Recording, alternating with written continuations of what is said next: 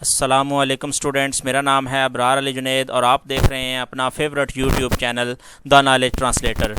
Students, 9th class computer science की book को हम फॉलो कर रहे हैं, जिसका दूसरा यूनिट स्टार्ट किया हुआ है हमने। इसमें आज हमारा पर्टिकुलर टॉपिक होगा इंशाल्लाह measurements of sizes of computer memory, यानी कि कंप्यूटर की जो मेमोरीज हमने पीछे पढ़ी हैं उनके साइजेस को कैसे मेजरमेंट किया जाता है, कैसे उनको मापा जाता है। सेकंड हमारा टॉपिक होगा बूलियन प्रोपोजिशंस। थर्ड हमारा टॉपिक होगा ट्रूथ वैल्यूज़। तो इन तीनों टॉपिक्स पे आज हम इंशाल्लाह कंप्लीट डिस्कशन करेंगे विद प्रॉपर एग्जांपल्स। तो अगर आपको ये मेरी वीडियो प्यारी लगे, इन्फॉर्मेटिव लगे, तो आपसे एक रिक्वेस्ट है कि काइंडली मेरे चैनल को सब्सक्राइब कर दें, वीडियो को लाइक कर दें, अपने दोस्तों के साथ इसको शेयर कर दें और एक प्यारा सा कमेंट भी कर दें। तो चलिए स्टार्ट करते हैं आज का lecture. Measurement of size of computer memory हमारा फर्स्ट टॉपिक है, इसको रीड आउट कर लेते हैं। The smallest amount of data to be stored in computers memory is 0 और 1। जैसा कि मैंने आपको पिछली वीडियो में बड़ा ब्रीफली एक्सप्लेन किया हुआ है कि कंप्यूटर की जो नेटिव लैंग्वेज है वो है बाइनरी लैंग्वेज, यानी 0-1 की लैंग्वेज। कंप्यूटर अपना डाटा हमेशा 0-1 की शेप में ही स्टोर करता है। आपका डाटा चाहे कुछ मर्जी हो, चाहे वीडियो आपका डाटा, चाहे आपके पास ऑडियो हो, चाहे आपके पास पिक्चर हो, कोई फाइल हो, जो कुछ भी हो, आपको तो वो शेप में नज़र आ रहा होता है, लेकिन कंप्यूटर बैक एंड पे वो डाटा आपका 0-1 की शेप में स्टोर कर रहा होता है। It is called a bit. 0 भी एक बिट है, 1 भी एक बिट है individually. A collection of 8 bit is called a byte. जब ये 0-1 8 मिल जाते हैं तो उनको हम एक बाइट बोल देते हैं, जैसे कि मैंने यहाँ पे एग्जांपल के थ्रू आपको समझाया हुआ है। 0-1 00 111 0, ये एक एग्जांपल ही मैंने दी हुई है। अच्छा, इसको ये 8 बिट्स बन गई हैं, इसको हम एक बाइट बोल देंगे। At least 1 byte is required to store any piece of information in computer storage. यहाँ पे वो ये कह रहा है कि आपको अगर कंप्यूटर पे कोई भी एक डाटा एंटर करना है, स्टोर करवाना है, तो उसके लिए कम से कम जो चीज़ चाहिए वो आपके पास 8 बिट्स या 1 बाइट हो। लाइक अगर मैंने स्टोर करवाना है ए, तो उसके लिए कम से कम जगह जो चाहिए मुझे कंप्यूटर की मेमोरी में है वो 1 बाइट या 8 बिट्स होने चाहिए।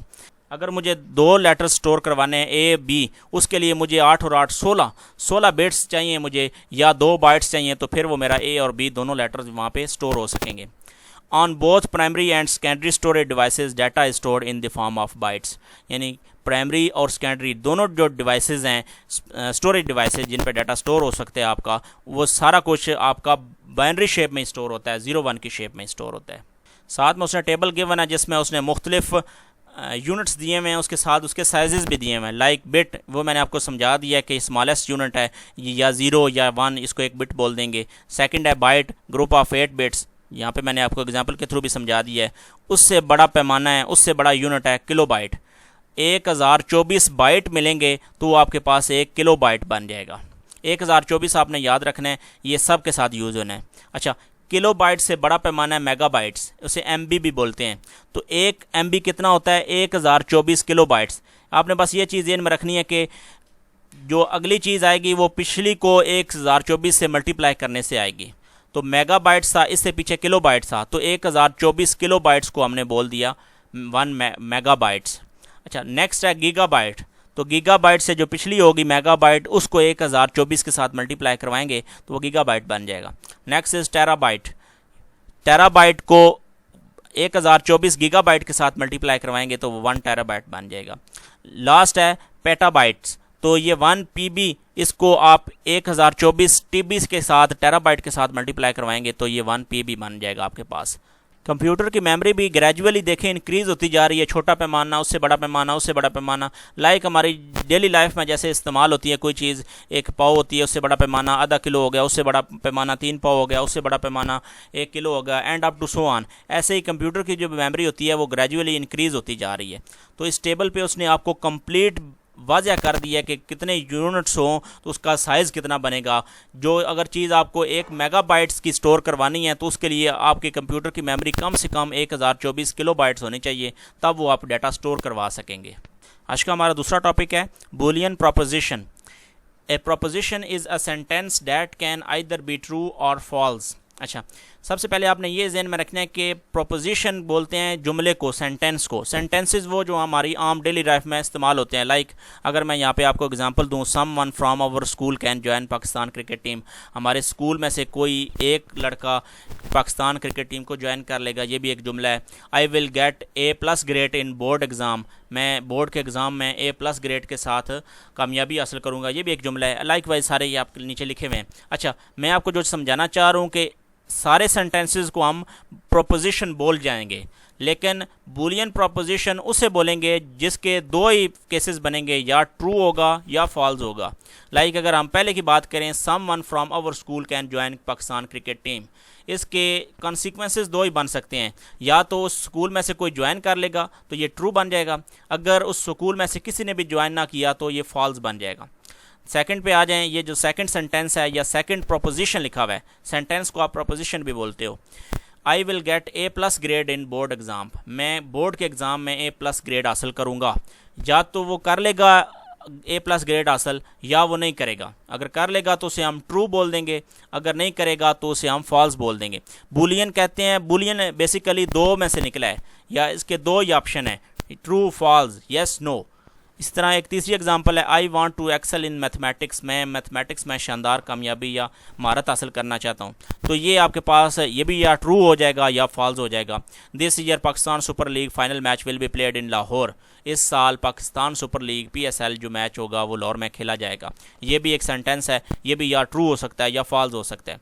तो अब हमने सीखा ये है कि प्रोपोजिशन हर सेंटेंस हो सकता है, लेकिन बूलियन प्रोपोजिशन वो वाला सेंटेंस होगा जिसकी दो पॉसिबिलिटीज़ हैं, या तो वो ट्रू होगा, दुरुस्त होगा, या फॉल्स होगा, गलत होगा।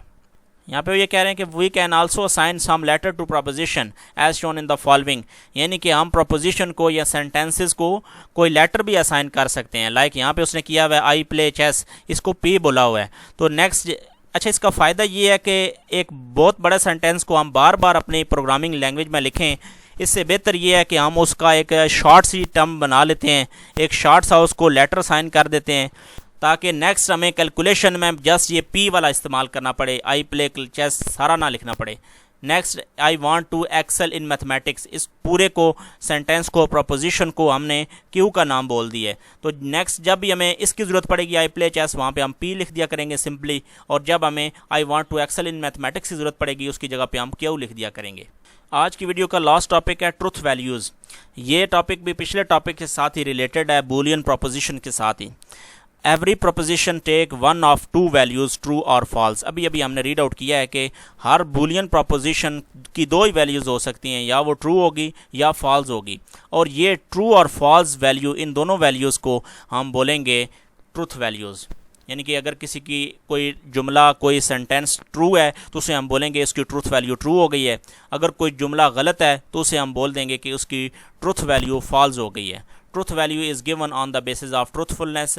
सच्चाई की बेस पर हम ये देखेंगे कि इसकी ट्रुथ वैल्यू ट्रू है, और फॉल्सिटी, गलत जो होगा उसकी बेस पर हम उसे बोल देंगे इसकी ट्रुथ वैल्यू फॉल्स है।